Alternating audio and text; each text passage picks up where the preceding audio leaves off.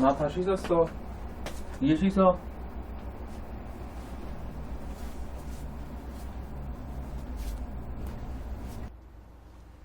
아, 빨리 씻어. 네가 먼저 씻어. 너가 먼저 씻어. 에이, 괜찮아. 그냥 오늘 씻지 말자. 땀 냄새나. 같은 방송은 나도 생각 좀 해줘.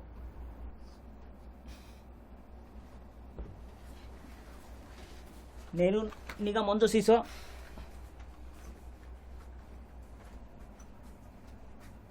어디 보자.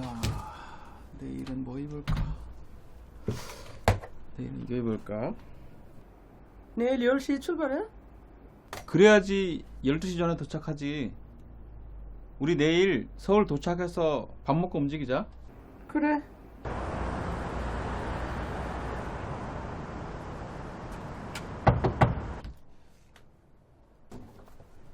슈먼 어디 갔어? 씻으러 가세요. 내일 별일 없지? 9시까지 출근해. 내일 일요일인데요? 야, 일요일인 거 모르냐? 급하게 납품 주문이 들어왔어. 월요일 아침까지 보내야 되니까 슈먼한테도 말해놔. 네. 이게 뭐야?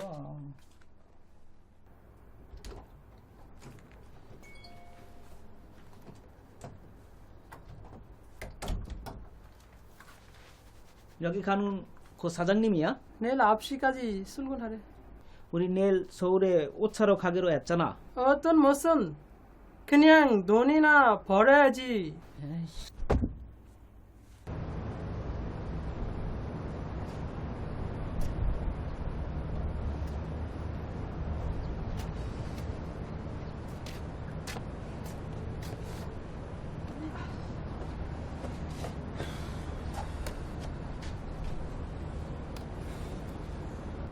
이게 뭐야? 일요일인데도 쉬지 못하고. 저 5일은 안 되더라도 6일은 돼야 될 거 아니야. 아, 간만에 서울 가려고 했는데 난 이게 더 좋아. 돈 더 벌고 일요일 날 일하면 돈 더 벌겠으니까.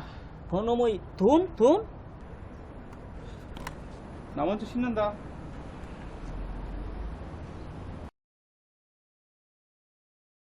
슈먼, 연아, 여기. 자, 다들 한 달 동안 고생했다. 다음 달에도 잘해주고. 사장님, 응. 돈이 부족한데요? 뭐가 부족해? 이번 달에 2번이나 휴일에 일했잖아요. 그래서 이틀치 더 계산했잖아. 내가 미리 계산해봤는데 이 돈 아니에요. 야, 뭐 그거 다 따지고 있어. 지금 공장 어려운데. 어려울 땐 그냥 어려운 대로 가야지. 사장님, 저 2주 동안 쉬지도 않고 계속 일했잖아요. 수당 더 주세요. 법이잖아요. 아, 뭔 법? 아, 뭐 법을 따지고 있어. 야, 내가 너보다 법을 더 모르겠어? 나중에 여유될 때 그때 챙겨줄게. 나중에 하면서 안 주잖아요. 연차도 제대로 안 주잖아요. 아, 그래서 어떡하자고. 아, 그래, 법대로 해, 법대로. 예, 영상 잘 보셨나요? 예. 연장 근로라든가 하루 8시간 넘게 일하거나 일주 40시간을 넘게 일하거나 또는 쉬어야 될 날, 유급 휴일날 일하게 되는 휴일 근로 같은 경우는 기본적으로 노동자의 동의가 필요합니다. 좀 전에 영상을 보게 되면 사실은 동의라기보다는 사업자 일방적으로 일을 시켰던 게 좀 있죠. 그러니까 이렇게는 원래는 하지 못합니다. 원칙적으로는 원래 정해진 시간 외에 연장 근로라든가 휴일 근로는 노동자의 동의가 있어야지만 된다는 걸 꼭 아셨으면 좋겠습니다. 그래서 불가피하게 일을 하지 못할 때는 어떤 일 때문에 못한다라는 것들 명시적으로 얘기를 좀 하시는 게 좋을 것 같습니다. 또 두 번째로는 뭐냐면 이제 일을 이렇게 시켰으면 돈을 좀 더 줘야 되는 거죠. 이른바 연장 근로수당이라든가 휴일 근로수당에 대해 말씀드리도록 하겠습니다. 연장 근로수당은 8시간을 더 넘게 일하거나 일주 40시간을 더 넘게 일했을 때 시간당 임금의 50% 이상을 더 가산해서 줘야 되는 거고요. 휴일 근로수당은 뭐냐면 유급 휴일날, 예를 들어서 일요일이라든가 공휴일이라든가 일을 하게 되면 기존 받던 임금의 8시간까지는 50% 임금을 더 줘야 되고 8시간 넘어서는 100% 임금을 더 줘야 됩니다. 이것이 연장 근로수당과 휴일 근로수당입니다. 지금 이 영상을 앞에 보게 되면 이런 말을 하죠. 2주 동안 한 번도 쉬지 못했다. 그죠? 그럼 기본적으로 뭐 토요일 근무도 좀 했을 거고 일요일 근무도 좀 했다는 겁니다. 그러하면 토요일 날 근무했던 거는 연장 근로수당으로 해서 1.5배를 좀 받아야 되는 거고 일요일 날이라든가 주일에 일했을 경우에는 8시간까지 1.5배, 8시간 넘으면 2배의 임금을 더 받으셔야 되는 것들입니다. 또 마지막으로 월급 명세서를 받지 않습니까? 그 월급 명세서는 이제 법이 작년 11월서부터 좀 바뀌어서 다 지급해야 됩니다. 또 월급 명세서는 어떤 것들이 나와야 되냐면 어떤 항목으로 돈을 받느냐, 또 어떤 이유로 그 임금이 공제되느냐 이게 나와 있어야 되는 거고 임금을 받는 항목에 대해서 어떠한 계산 방식으로 임금 받는지가 정확히 나와 있어야 되는 겁니다. 예를 들어서 그 영상에 보게 되면 2주 동안 계속 일을 했다 그러면 토요일에 연장 근로수당 그리고 그 일요일에 했던 휴일 근로수당이 몇 시간 했고 또 시간당 임금이 얼마이고 이런 것들이 임금 명세서에 있어야 되는 것들입니다. 아마 저 영상으로 봤을 때 추정컨대 그것이 제대로 되어 있지 않지 않았나 생각을 좀 합니다. 만약 그렇다고 한다면 이런 부분들을 사업주에게 반드시 임금 명세서에 이런 계산 방식이 구체적으로 되어 있어야 한다는 걸 요구하시고 그 노동자들이 지급받았으면 좋겠습니다. 그랬음에도 불구하고 이렇게 좀 전에 저는 제대로 돈을 받지 못했다. 그러하면 고용노동부의 체불임금으로 징정을 통해서 해결할 수 있습니다.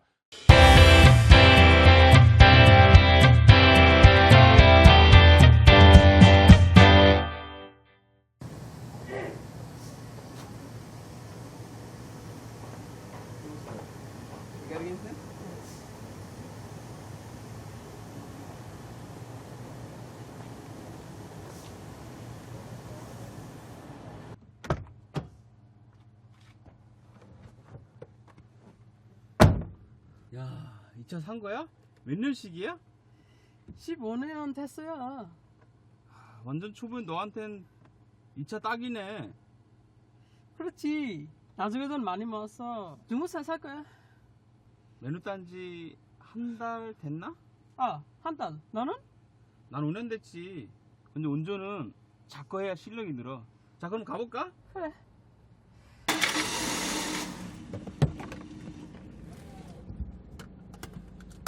안전벨트 매야지. 아, 네.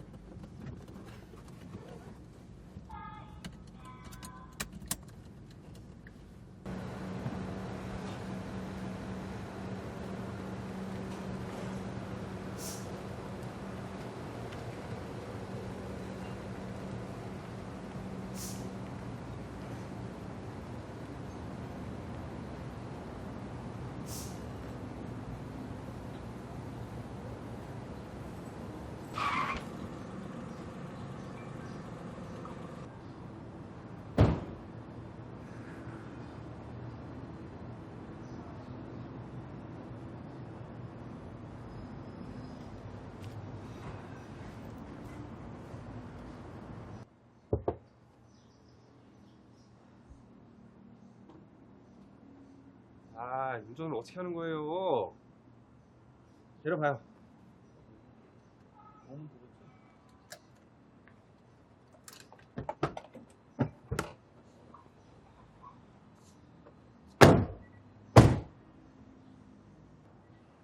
이거 봐요. 다 긁혔잖아, 이거. 어떻게 할 거야? 한국말 할 줄 알지? 한국말. 네, 알아요. 아, 어떻게 할 거야? 다 긁혔잖아, 이거. 죄송합니다. 아니, 아저씨가 잘못한 거잖아요. 내가 뭘 잘못해? 니네 와서 박은 거지. 운전 똑바로 못해? 진짜. 초보네. 면허 있어?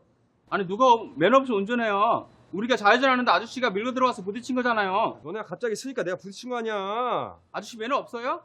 안전거리 지켜야 하는 거 몰라요? 아, 진짜 별게 다 귀찮게 하네, 진짜. 아, 수리비 줘. 바빠. 수리비야? 수리비가 우리가 왜 내요? 아저씨가 내야지. 야, 너 블랙박스 있지? 블랙박스 다 찍혔으니까 그거 보고 확인해요.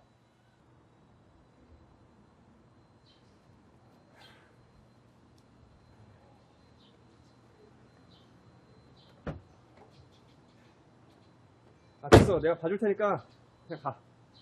가기를 어딜 가요? 보험사 불러요. 아, 뭐 번거롭게 보험사를 불러. 봐준다니까. 안 돼. 기난 갔다가 아프거나 더 큰 문제 생길 수 있어. 보험사 불러. 너 보험사 어디야? 아, 뭘 자꾸 번거롭게 보험사를 불러. 그냥 가자니까. 아저씨, 딱 거기 서요. 기난 가면 뺑순이에요. 이성덕 검사라고 합니다.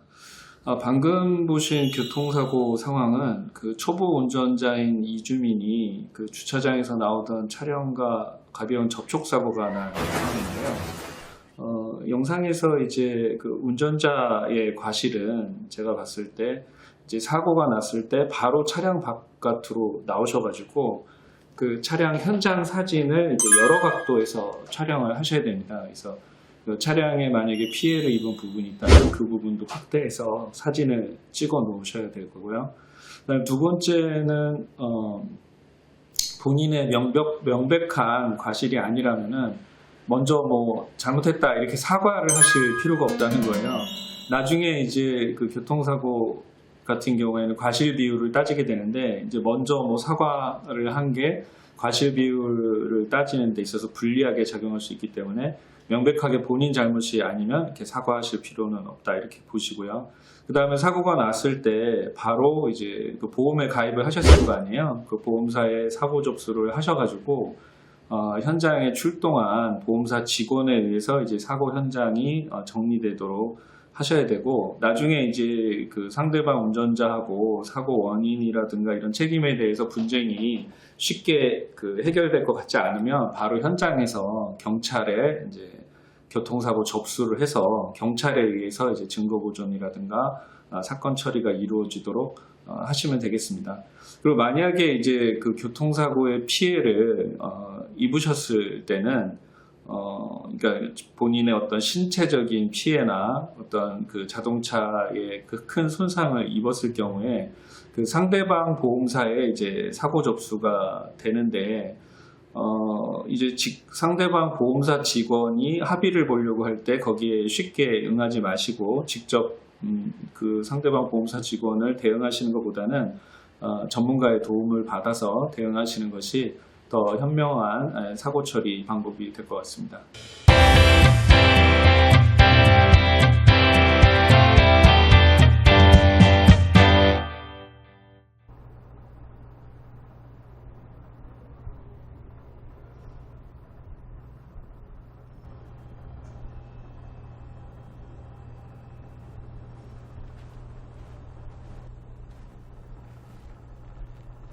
아직도 못 구했어?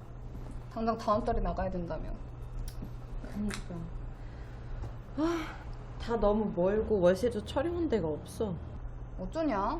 이번 주에는 구해야 이사 준비를 할 텐데.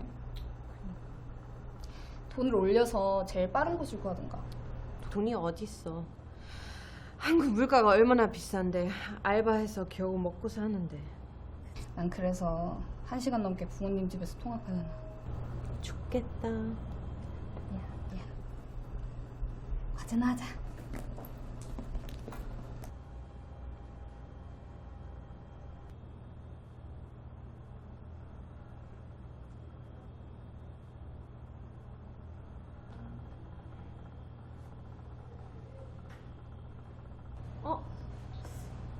여기 괜찮네.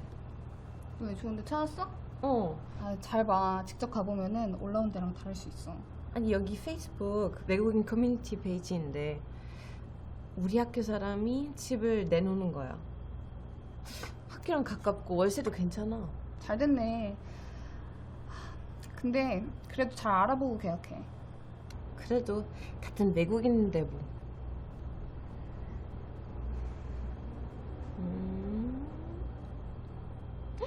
연락 왔어.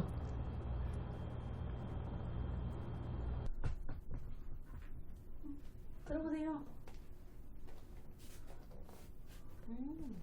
집은 좋아요. 근처에 편의점도 있고 마트도 가깝고 또 학교랑도 가깝고요. 네. 들어갈까요? 이건 고치면 돼요. 이따가 고치면 돼요. 들어갈까요? 집 좋네요. 네. 고향은 언제 돌아가세요? 저 2주 후에 가려고요.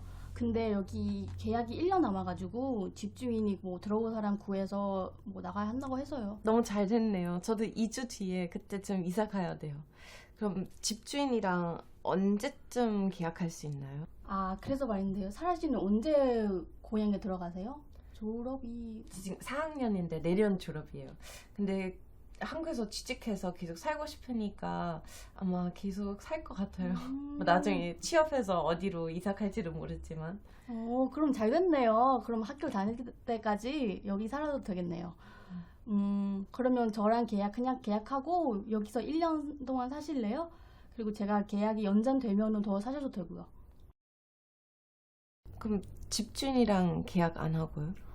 아니, 집주인이랑 계약하면 부동산도 껴야 되고 수수료도 있고, 그리고 또 이번에 계약하면은 집주인이 월세나 보증금 올릴지도 몰라요. 돈 더 내야 된다고요? 그럴 가능성이 아마도. 저 그 돈이 없는데요. 그러니까 저랑 그냥 계약해요. 제가 집주인이랑 계약해서 제가 살고 있는 걸로 할게요. 그리고 집주인이 멀리 살아서 그 계약할 때 말고는 얼굴 보지 못해요. 수수료도 아끼고 좋잖아요. 네, 뭐 그럼 그렇게 해요. 좋아요. 네.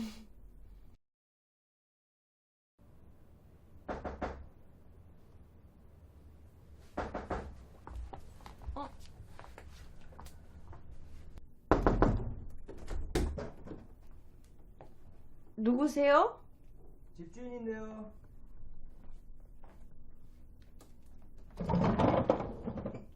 안녕하세요. 안녕하세요. 여기 사는 아가씨 없어요? 제가 여기 살고 있어요. 아니, 여기 살던 아가씨요. 친구예요? 누가 더 살면 얘기를 해줘야 되는데 관리비도 더 내야 하고. 친구 아니에요. 그분 작년에 고향으로 돌아가셨어요. 제가 그분이랑 계약했어요. 1년간 살기로 했고. 아니, 집주인 모르는 계약이 어딨어요. 이거 불법이에요, 불법. 불법이요? 외국인이라서 잘 몰랐나 보네. 진짜 그 아가씨 자기 나라로 갔어요? 응. 아가씨 집을 비워줘야겠는데. 집 나가야 된다고요? 아니, 저 아직 6개월 남았어요. 전에 살던 아가씨가 1년 동안 월세를 안 냈어요. 그래서 보증금으로 다 까서. 제가 보증금이랑 월세 다 냈어요. 난 받은 게 없는데 뭘 받아요? 사기를 당했나 보네. 난 보증금으로 다 깠으니까 모르겠고 아가씨는 집을 비워줘야겠어요. 나도 방 내놔야 하니까. 제 보증금이요? 제가 계약도 다 썼어요. 그런 계약 소용없어요. 주인이랑 계약을 했어야죠. 그런 사람은 뭘 믿고 그런 계약을 해요? 조금 전에 보신 상황은 이제 저렴한 방을 구하던 이제 유학생이, 그러니까 뭐 중개사를 통하지 않고 이제 직접 방을 구하다가 이 집주인하고 만났다가는 이제 월세라든가 뭐 보증금이 더 올라갈까봐 그 집주인을 만나지 않고 기존의 이제 세입자와 직접 계약을 체결을 해서 살다가 나중에 이제 건물주가 그런 사실을 알게 돼서 지금 보증금을 날릴 수밖에 없는 그런 상황인데요. 지금 우리나라에서는 중개사를 통해서 이제 방을 구했을 때 중개사가 건물주와 직접 건물주 본인을 확인하고 계약을 체결하고 그런 부분이 잘못됐을 때 이제 중개사가 책임을 지도록 되어 있습니다. 그래서 중개사 비용을 아깝게 생각하지 마시고 방을 구하실 때 중개사랑 계약을 체결을 하도록 하시고요. 그 다음 중개사랑 계약이 체결되더라도 보증금이나 월세를 지급하는 그런 계좌는 건물주 본인의 계좌로 이제 보증금이나 월세를 보내셔야지 절대로 다른 사람의 계좌로 보냈다가는 나중에 보호받지 못할 수 있다. 이런 부분을 주의하시고요. 여러분들의 소중한 보증금을 지키기 위해서는 중개사를 통해서 정식으로 임대차 계약을 건물주랑 체결하고 건물주의 계좌로 보증금과 월세를 지급하셔서 본인의 그 보증금을 안전하게 지키는 그런 방법을 선택하셔야 되겠습니다.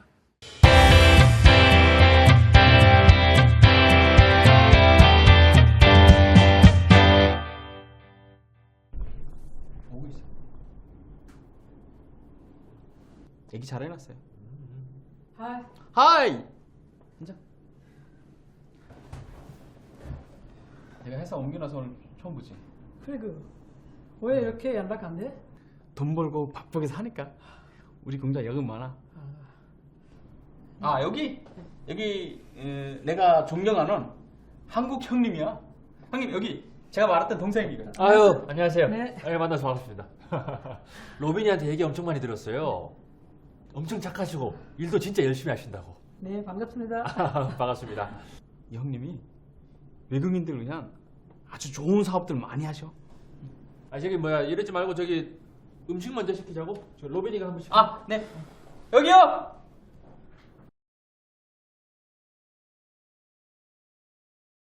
그 라나 씨는 무슨 일 한다고 했나? 가구 공장에서 일해요. 라나 씨 결혼은 했어요? 네, 했어요. 형님, 제 친구인데 그냥 라나라고 하세요. 그럴까? 네네. 그래도 되나? 저 와이프는 방글라데시에 있고. 네, 방글라데시에서 딸이랑 같이 있어요. 아이고 참 많이 보고 싶겠네. 아이도 있으니까 돈도 많이 벌어야 되겠고. 그렇지요. 그래서 이 친구가 야근도 하고 열심히 해요. 참 훌륭하네. 이 외국에서 살기가 쉽지 않을 텐데. 네, 감사합니다. 오늘 저기 로빈이 친구도 만났으니까 내가 살게. 정말요 형님? 잘 먹었습니다 형님. 네. 얼마입니까? 6만 원입니다. 6만 원. 감사합니다. 네, 잘 먹었습니다.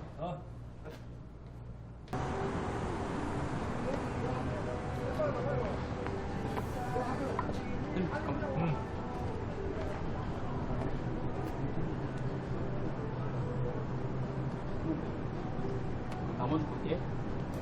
안녕하세요. 갈게. 들어가. 너도 알바 필요하면 연락해.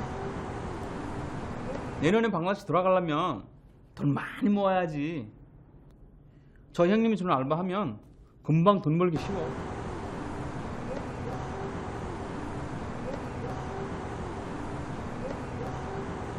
형님이 외국인들 알바비를 줘야 해서 현금을 뽑아야 하는데 은행 갈 시간이 없대. 믿을만한 사람이 필요한다고 해서 너 추천해줬어. 돈만 대신 뽑아오면 알바비 주실 거야. 알바비 많이 줘, 많이.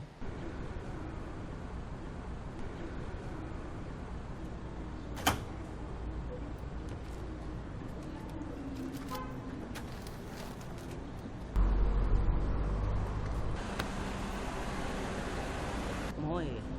왜 그렇게 놀래?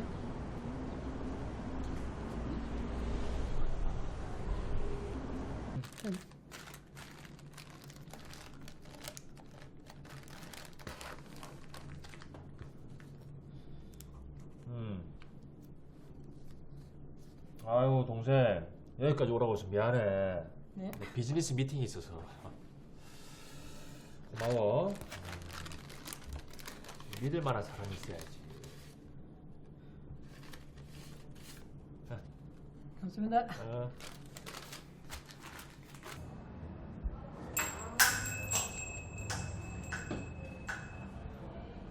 너 무슨 알바 할 거야? 나도 할래? 내가 소개시켜줄게. 고희양님이 운행하고 문제가 생겨서 일주일만 동전 빌려주면 돈 더 준대. 야, 너 그거 이상해. 보이스피싱 같아. 보이스피싱? 말도 안 돼. 그럼 사람 아니야. 남의 카드로 돈 보고 통장 빌려주고 그게 보이스피싱이지. 네가 공범이 된 거야. 경찰에 가서 자수하고 신고하자. 아니면 너 잡혀가.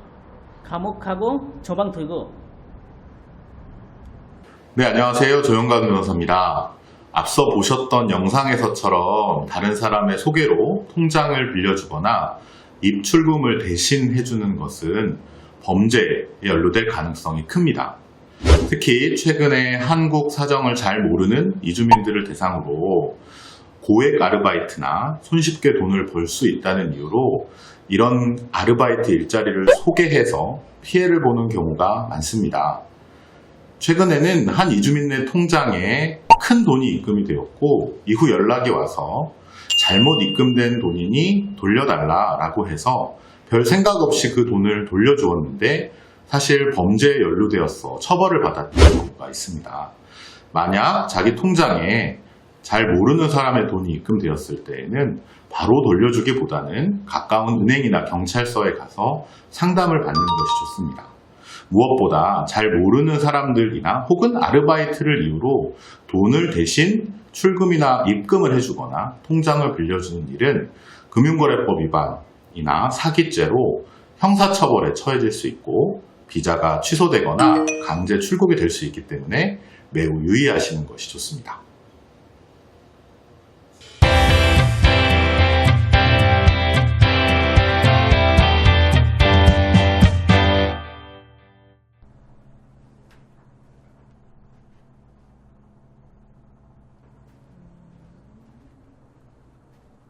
알바 찾아?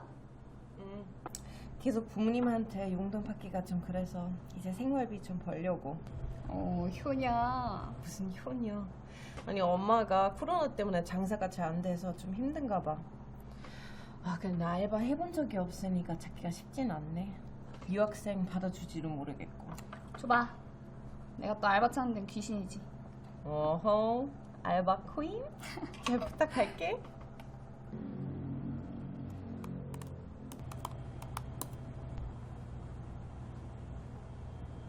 통역이나 번역 어때?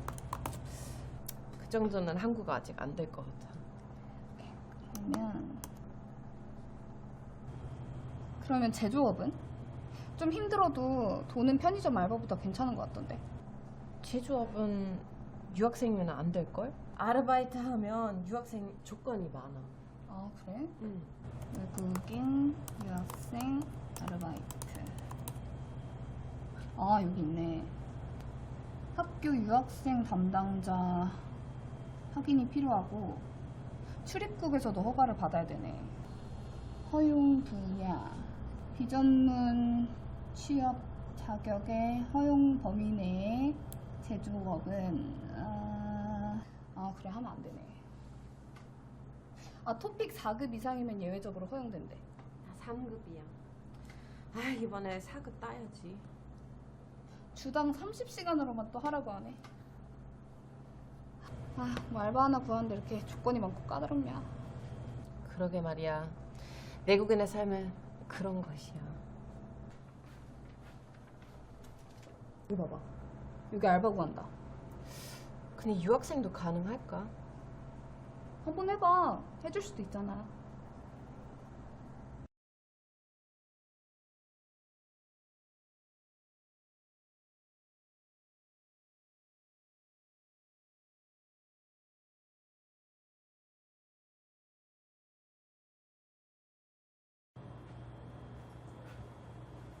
나 2시간만 나갔다 올 테니까 이따가 알바 오면 인수인계 잘하고 재료 들어오니까 잘 받고.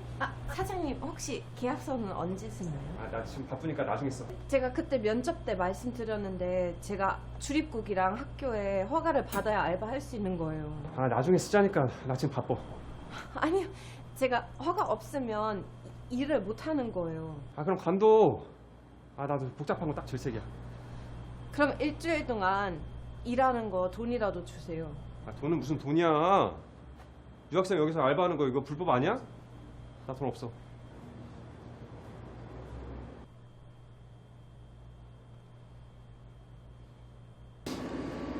앞에 영상을 좀 보셨는데 이처럼 미리 일하기 전에 근로계약서를 작성하고 이걸 법적 절차로 신고를 하고 일하시는 게 좋습니다. 물론 그런 신고가 되지 않고 일을 했다고 해서 그 임금 못 받는 건 아닙니다. 하지만 이제 출입국법에 의해서 이러한 근로계약서를 작성하고 일하기 전에 미리 이걸 신고하고 일하시는 게 법적인 문제가 없기 때문에 또 이러한 불이익을 얻기 때문에 반드시 일하시기 전에 근로계약 작성하시고 그것을 신고하시고 일하시는 게 좋습니다. 자, 아르바이트를 구할 때 좀 주의해야 될 것 3가지만 말씀드리도록 하겠습니다. 첫 번째, 아르바이트하는 그 회사의 노동자 수입니다. 상시 근로자 수가 5인 이상 사업장이 되어야만 여러분들이 알고 있는 연장 근로수당, 야간 근로수당, 휴일 근로수당, 또 연차휴가 이러한 부분들을 받을 수 있습니다. 아르바이트를 구할 때 5명이 넘는지를 좀 살펴보고 하시는 것이 좋습니다. 두 번째로 일주일에 일하기로 했던 시간을 몇 시간으로 계약하냐가 중요합니다. 무슨 말이냐면 최소 일주일에 15시간 넘게 일을 하는 근로계약이어야만 퇴직금을 받을 수 있습니다. 또한 주휴일을 받을 수 있습니다. 공휴일을 유급으로 쓸 수 있습니다. 연차휴가가 있습니다. 다시 말해서 일주일에 15시간 넘게 일하는 근로인이냐 아니냐를 꼭 살펴봤으면 좋겠습니다. 마지막으로는 근로계약서입니다. 근로계약서. 근로계약서를 반드시 작성하고 한부를 교부받아야 됩니다. 또 하나 근로계약서를 작성하는 데 있어서 임금에 대한 것들이 구체적으로 어떻게 적혀 있는지, 또 내가 근로시간이 어떻게 적혀 있고 휴게시간이 어떻게 적혀 있는지, 그리고 업무 장소라든가 업무 내용이 어떻게 적혀 있는지가 법에 근로계약서는 반드시 적혀 있어야 되기 때문에 그런 것을 꼼꼼히 보시면서 이것이 맞는지를 확인하면서 근로계약서를 작성하시고 반드시 한부를 교부받고 그리고 출입국 등의 어떤 신고를 하시면서 일을 하시는 게 불이익이 없겠고 그리고 올바른 아르바이트 생활을 할 수 있을 거라는 생각을 합니다.